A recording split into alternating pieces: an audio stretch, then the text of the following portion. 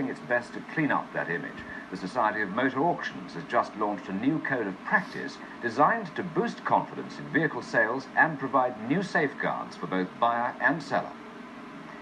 Members of the Society last year sold second-hand vehicles worth nearly £500 million at auctions like this one in Norwich.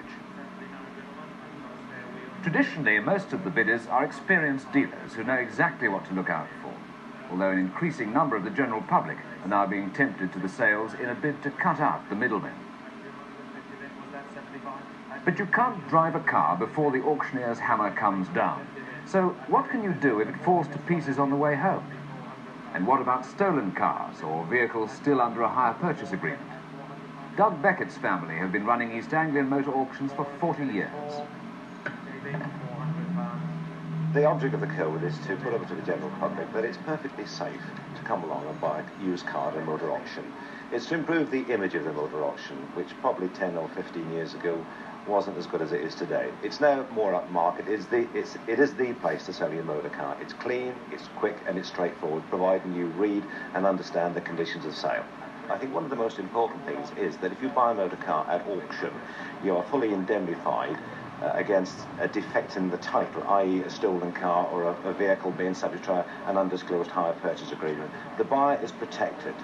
There's a conciliation service which the Society of Motor Auctions puts into practice, but it really gets to that stage. Most complaints are sorted out by the auctioneer on the spot.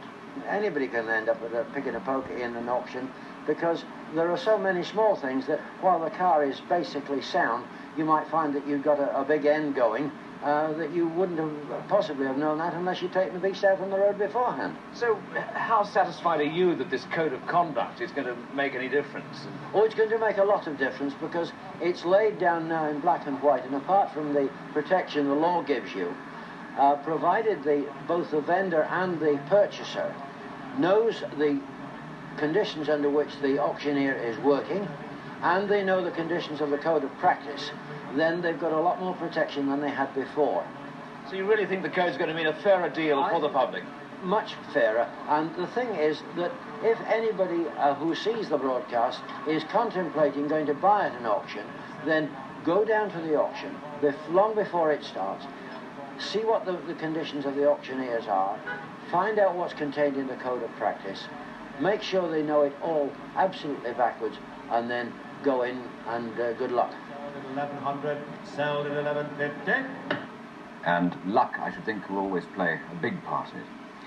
Whether your car is second-hand or